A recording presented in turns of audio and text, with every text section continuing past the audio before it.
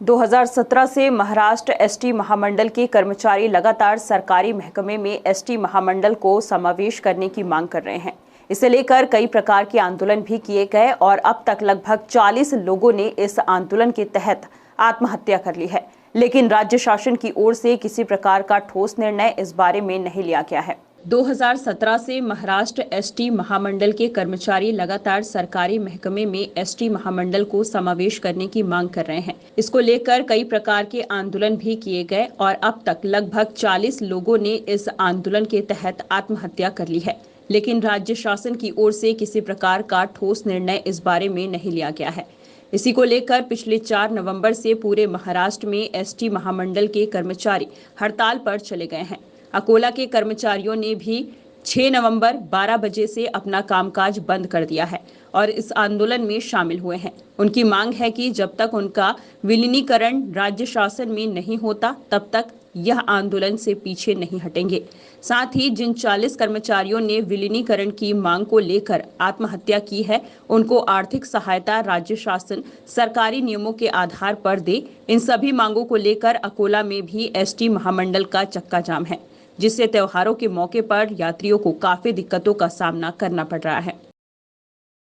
सबसे पहले मैं आपके माध्यम से ये हमारे जो 40 कर्मचारी तकरीबन इन्होंने आत्महत्या करे, उनकी आत्मा के शांति के लिए श्रद्धांजलि पेश करता हूँ और आपका तहे दिल से शुक्रिया अदा करता हूँ। आप न्यूज़ इनके संवाददाता शाहिद इकबाल, आप हम तक पहुँचे, आप हमारे सर के तारे हैं। जिस तरह आप पहुँचे, सरकार तक आप ये बात पहुँचाइए कि वो हम तक भी पहुँचे और उन लोगों तक भी पहुँचे जिनके परिवार में से लोग अपने आत्महत्या कर चुके हैं। उनके परिवार तक अभी तक कोई नेता कोई नहीं पहुंचा, कोई सरकार में से कोई नहीं पहुंचा। उनके हाल है। और सबसे पहले मैं आपसे ये बात बताना चाहता हूं कि 100 साल की गीदड़ की जिंदगी से एक दिन की शेर की जिंदगी बेहतर है। तो हम ये बताना चाहते हैं कि 100 साल करार करने तक के हमको एक बार शेर की तरह विलीनीकरण चाहिए और हम उसके लिए आज इस आंदोलन में उतरे हैं, जो 4 तारीख के मध्य रात्रि से शुरू हुआ है। हमारे जो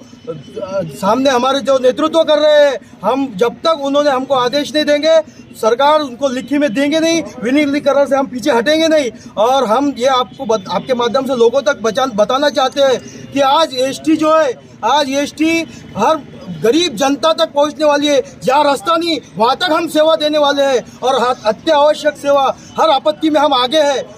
हम शासन के कर्मचारी होना चाहते हैं, इसमें हमारी कोई ये नहीं है। हमारा हक है और हम राज्य की जनता के प्रति प्रशासन का भी कोई ना कोई कर्तव्य बनता है। तो तुम अगर राज्य शासन में है तो राज्य की जनता के लिए हमको राज्य शासन में विलीन करना कोई हमारी गलत मांग नहीं है, जायज़ मांग है। और हम आपके माध्यम से प्रवासी जनता से माफ़ी मांगना चाहते हैं कि जिसके हमारे बंद के वजह से अगर किसी को तकलीफ हो रही है, लेकिन हमने इसका ख्याल रखते हुए पूरा दिवाली, भाऊबीज और पूरा होते के बाद में भी हमने चालू रखा। लेकिन आज हमारे सर से पानी ऊपर चले गया। आज हमारे बच्चों की आगे हमें बता रही है कि बाबा ये लोग मर गए हैं, 40 लोगों ने जान दी है, तुम क्यों इसमें उतरे नहीं है? हमारे माँ बाप का हम सामना नहीं कर पा रहे हैं।